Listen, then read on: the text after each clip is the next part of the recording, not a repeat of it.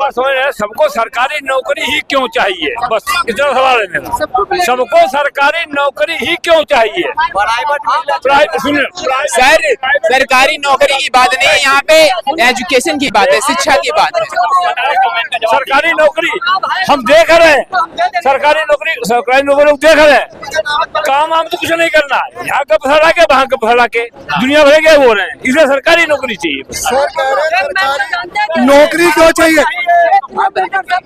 और इन लोगों को वोट ही क्यों चाहिए? बिगड़ वोट का भी सेवा करते चले गए वो बिना सुने। अब उनकी बात नहीं करना पड़े, सरकारी नौकरी चाहिए। अच्छा, काम नहीं करना पड़े। इनका सीधा सीधा आरोप है केंद्र सरकार के जो 33 लाख कर्मचारी हैं, राज्य सरकार के जो लाखों कर्मचारी हैं, उनके ऊपर इनका सीधा सीधा आरोप है कि काम नहीं करना पड़े, इसलिए सरकारी नौकरी चाहिए। तो इसका मतलब तो हमारे देश में कोई काम ही नहीं करता। पिछले 10 सालों से मोदी सरकार में भी जितने अफसर है कोई काम ही नहीं कर रहे, शोर मचाते रहेंगे, सुनेंगे नहीं कोई बात। हाँ, रही बात जब सरकार का गठन होता है तो सरकार का कामकाज चलाने के लिए सरकारी नौकरी देनी जरूरी है।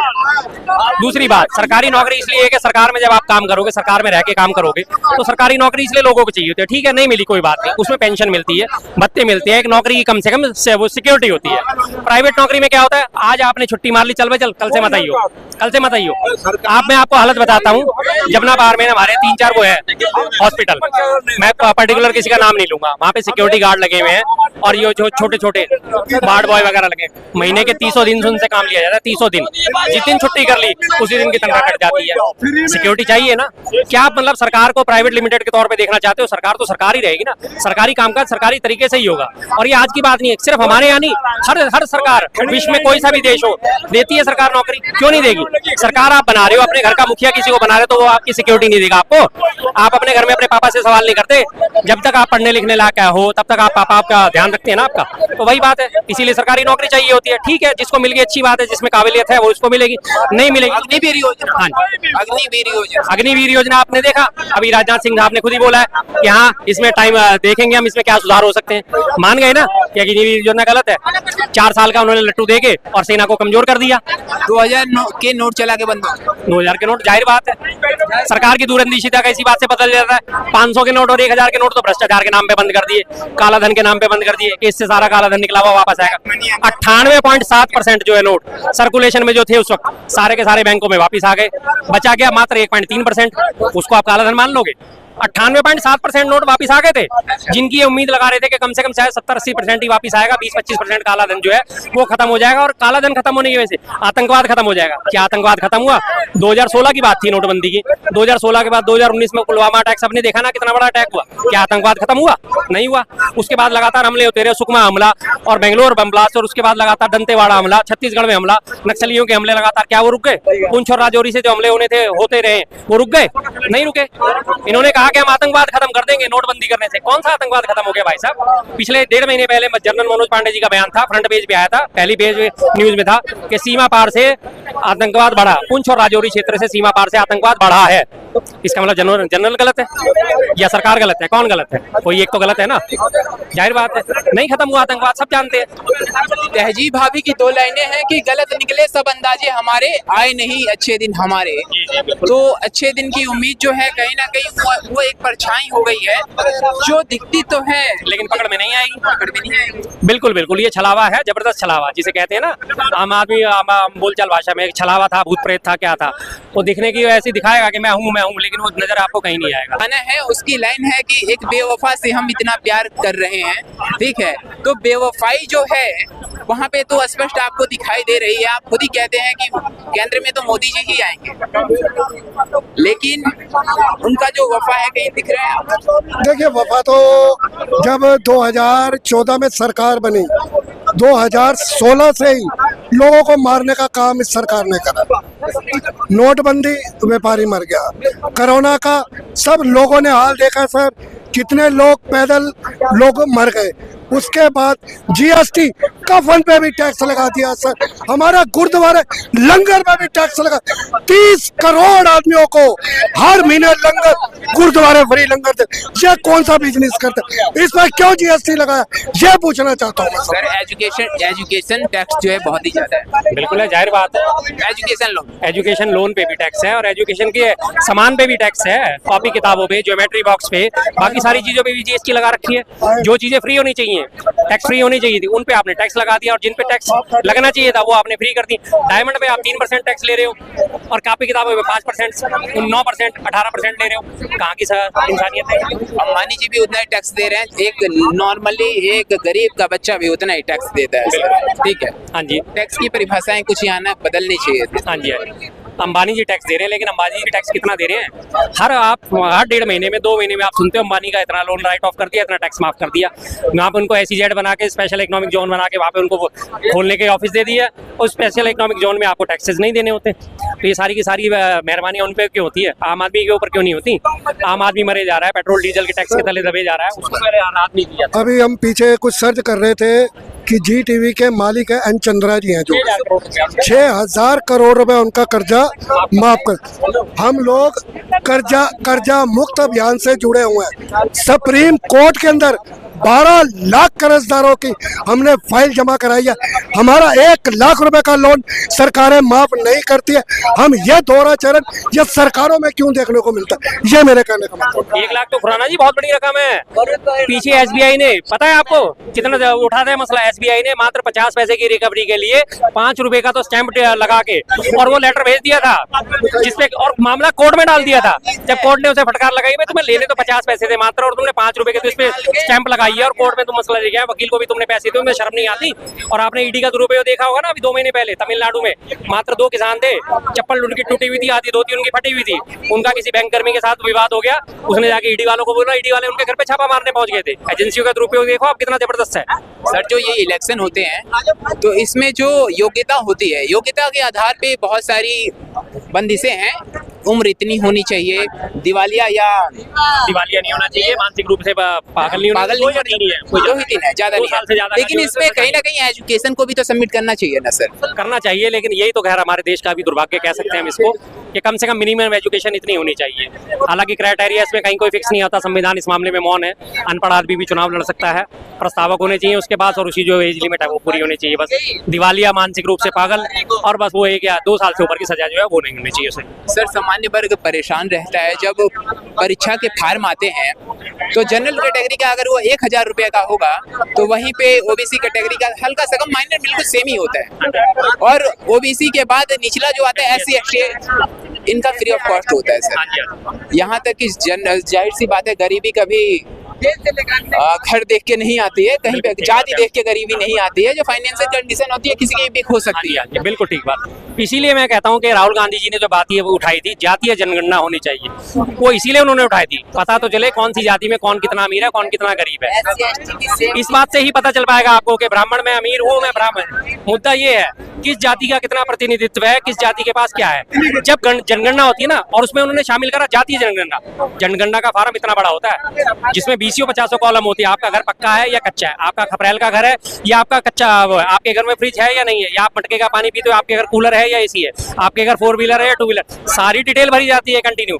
उससे पूरा अंदाजा लगता है कि फला जाति, फला जो कम्युनिटी का बंदा जो है कितनी तरक्की कर गया या नहीं कर पाया। इसलिए उन्होंने जातीय जनगणना की मांग उठाई थी, जिससे पता चल पाए कि आज जो इस बार लाभ उठा रहे हैं OBC SC ST है, बहुत सारे हैं, क्रीमी वर्ग में पहुंच चुके हैं, उनको आरक्षण मिलने की वजह से IAS IPS IRS हो चुके हैं और उनकी औलादें जो है मजे लेनी है, लेकिन उन्हें भी आरक्षण का लाभ मिल रहा है। लेकिन हमारे जैसे सवर्ण है, हमारे जैसे तो मैं नहीं कहूंगा, हम अच्छे खासे हैं, कोई हमें कमी नहीं है, लेकिन उसके बावजूद भी और सवर्ण है जिनको सवर्णों में गिनती होती है, उसके बावजूद उनके पास पैसा भी नहीं होता फॉर्म भरने का, वो लोग वहाँ मन सोच के रह जाते हैं। तो इसीलिए जातीय जनगणना की मांग उठाई गई थी कि जातीय जनगणना से पता चलेगा कि कौन सी जाति कितनी ऊपर उठ गई है और कितनी नीचे गिरी है, उसी हिसाब से उनके लिए पॉलिसी बनाई जाए, उसी हिसाब से पॉलिसी तैयार करी जाए, ताकि जो क्रीमी लेयर है वो छट के बाहर निकल जाए और जो वास्तविक जरूरतमंद है उन लोगों को सपोर्ट दी जाए। परीक्षा देने के लिए छात्र जनरल कोचेस में चढ़ते हैं, धक्के खाते हैं, जाते हैं सेंटर पे परीक्षा देते हैं और पैसे लगाते हैं जो भी लगे।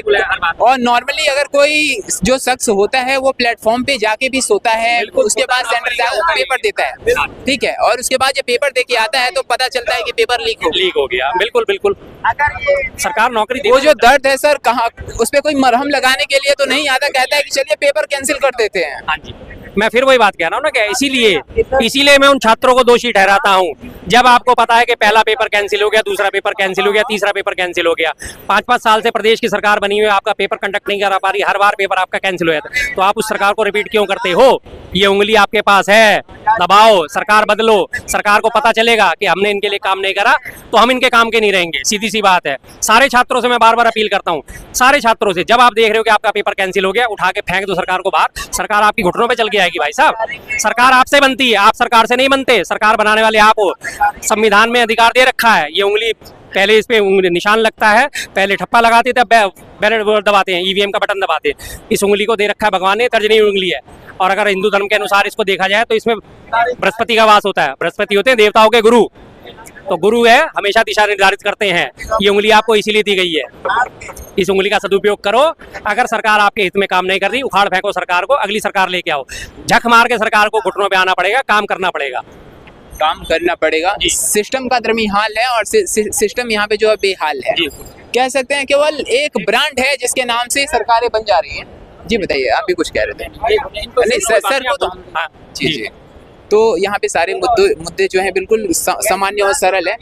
वैसे रियलिटी जो है ये देखा जाए तो कहीं ना कहीं जो बिहार, उत्तर प्रदेश और दिल्ली का जो कॉम्बिनेशन बनता है दिल्ली के अंदर, यहाँ पे तकरीबन पूर्वोत्तर के लोग ज्यादा आते हैं, ठीक है। तो पूर्वोत्तर के लोग जब ज्यादा आते हैं तो यहाँ पे उनके लिए कोई खास विशेष सुविधाएं तो नहीं है। लेबर कास्ट के ही लोग आते हैं, ठीक है, और मजदूरी करते हैं और जाहिर सी बात है यहाँ पे अपनी जिंदगी को यापन करते हैं। तो इसके बीच में सरकार जो होती है, आखिर एम्प्लॉयमेंट का ही हर जगह मुद्दा आ जाता है, लेकिन एम्प्लॉयमेंट पे कुछ कहीं कोई कुछ नहीं बोलता, कोई कुछ वही तो चीज है जो बेसिक मुद्दे होने चाहिए, वो तो यही होने चाहिए ना। शिक्षा, स्वास्थ्य, रोजगार, सबसे बेसिक तो यही है। आपके पेट पे रोटी होगी, आपके पास रोजगार होगा, तभी तो आप कुछ अपना भविष्य तय कर पाओगे। मुद्दे ये होने चाहिए। मुद्दे क्या होते हैं? मुद्दे क्या होते हैं? राम मंदिर बन गया, जो राम को लाए हम उन्हें लेके आएंगे। मुद्दे ये होते हैं। मुद्दे क्या होते हैं? हमें ज्ञानवापी चाहिए। मुद्दे क्या होते हैं? हमें मथुरा काशी चाहिए। मुद्दा होना चाहिए भाई साहब, हमें 4 स्कूल और चाहिए, हमें 4 कॉलेज और होने चाहिए, हमारे 4 अस्पताल और खुलने चाहिए, हमारे बच्चों के लिए नौकरी और होनी चाहिए। एक बात मैं बताऊं आपको, कहना चाह रहा हूँ, देखो हम रेडी पटरी से आते हैं, शर्मा जी के साथ काफी बहसों में साथ भी रहे। आज आप कहते हो यूपी में 10 साल से मेरे ख्याल सरकार बीजेपी की चल रही है, 7 साल करीबन उनको हो गया। अगर कहती है बीजेपी हमने बहुत विकास करा है, बहुत विकास करा है, भाई साहब हर यूपी और बिहार से करीबन लाखों आदमी दिल्ली में आता है, उनको रोजगार वहाँ क्यों नहीं मिलता जो लोग दिल्ली में आते हैं? मैं यह बीजेपी सरकार से पूछना चाहता हूँ, कोई आदमी अपने घर में खुश है भाई साहब, वो नरक की जिंदगी जीने दिल्ली में नहीं आएगा, ये भी मेरे कहने का मतलब है। भाई साहब दिल्ली में इसलिए आते हैं, यूपी और बिहार के युवा, दिल्ली में मोदी जी ने ज्यादा विकास किया है इसलिए आते हैं वो। मोदी जी ने दिल्ली युवा पहले में टी शर्ट पहनता था, फुल बाजू की शर्ट में आ गया है। पहले में चप्पल में आ गए। नहीं भाई साहब, गर्मी में जब आ गए हम, सर्दियों में ब्रांडेड जूते पहनते हैं हम। बेटा जोक वाली बात नहीं, जोक वाली बात नहीं, देखो भैया फैक्ट बताता हूँ। पहले हम नारनौल से आते थे दिल्ली, तो हमें कम से कम 4 घंटे लगते थे, अब केवल 2.5 घंटे लगते हैं हमें। इतना बढ़िया हाईवे बना दिया। सर डेवलपमेंट को जीत नहीं है कि खोल दीजिएगा फैल जाए। यहाँ पे जो आप कह रहे हैं ना, हाथ से फूल, सर ये कोई लॉजिकल विचारधारा की चीज है? विचारधारा बताइए सर, आप मैं बताता हूँ। बेसिक मुद्दे रोजगार की नहीं सर, महंगाई की बात नहीं सर, भ्रष्टाचार की बात कीजिए। हाँ जी, आपने कहा मैं नारनौल से दिल्ली आता हूँ। नारनौल कहाँ पे है साहब? हरियाणा से आगे।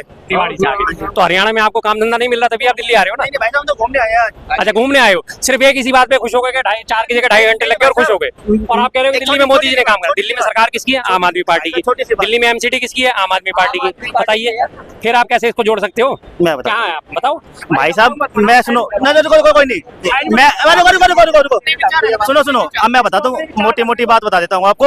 मैं आज ही है ना एक फ्रेंचाइजी बुक करने आया था दिल्ली में। मेरा 10 लाख का बैंक से लोन हो गया मुद्रा के तहत। तुरंत, ठीक है। पहले नहीं मिलता था लोन, हमें तुरंत हो गया। कुछ नहीं हुआ, फ्रेंचाइजी बुक करके आया हूँ मैं, एलिनी के नाम से है, तुरंत 10 लाख का लोन अप्रूवल हो गया हमारा। तो अब ये विकास नहीं है तो क्या है ये बताओ। ठीक है जी, आपके लिए विकास।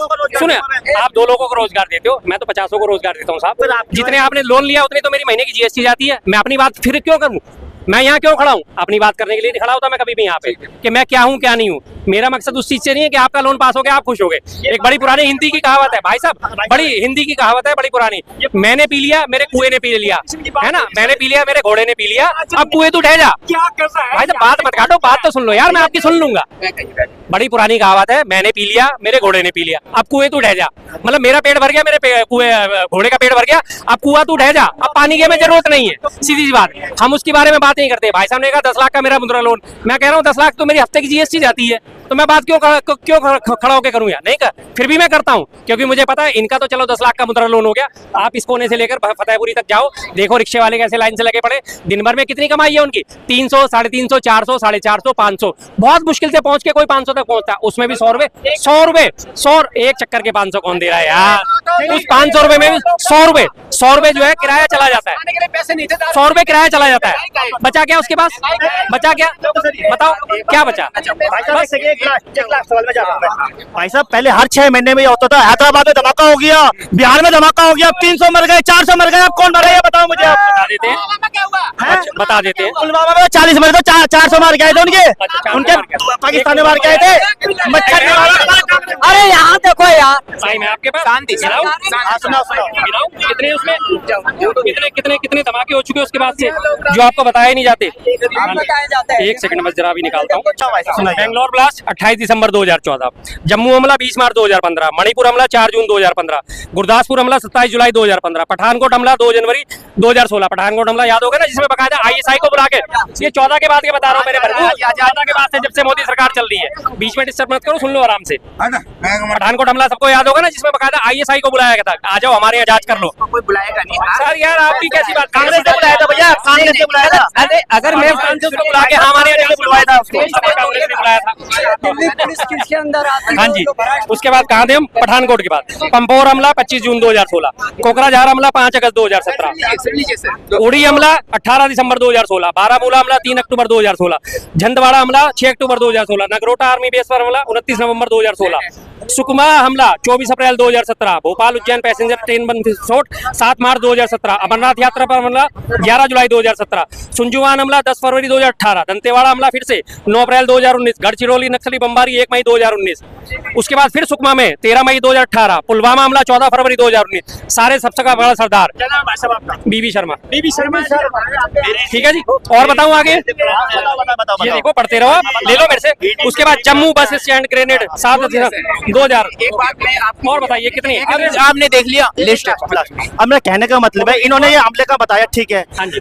ये कौन से समाज के लोगों ने हमला किया ये बता सकते हैं आप? भाई सिख ने किया, हम ही जवाब दे देते हैं आपको। आप जब कहते हैं ना हमला किसने किया, हमलेवर जाति धर्म संप्रदाय से नहीं भैया, भाई साहब एक बात ध्यान रखना, मेरी बात सुनो। देखो कोई एक समुदाय आतंकी नहीं है, बस सारे आतंकी एक समुदाय से है, ये तो मानते के चलते हो आप। आप जो कह रहे हैं समुदाय की बात होगी नहीं, समुदाय की बात तो उठी नहीं यहाँ पे बिल्कुल। भाई साहब सारी उठे तो सारी बातें उठेगी। आपने सिर्फ ये बात बोली कि हमला नहीं होते, मैंने आपको हमलों की गिनती गिना दी। समुदाय की बात करो तो समुदाय की बात अलग चीज, सीधी सी बात। समुदाय की आप ये बात कहते हो, देखो कोई समुदाय की बात हुई है, मैंने तो किसी भी समुदायों के मसले पे बात नहीं करता, मैं धार्मिक मसले पे बात नहीं करता। बिल्कुल ध्यान से सुनो, पठानकोट हमले की जो मैं बात कह रहा हूँ, आप अभी यहाँ से फ्री होके घर जाना और घर जाके आराम से पठानकोट हमले की डिटेल निकाला कि उसमें आईएसआई को बुलाया गया था।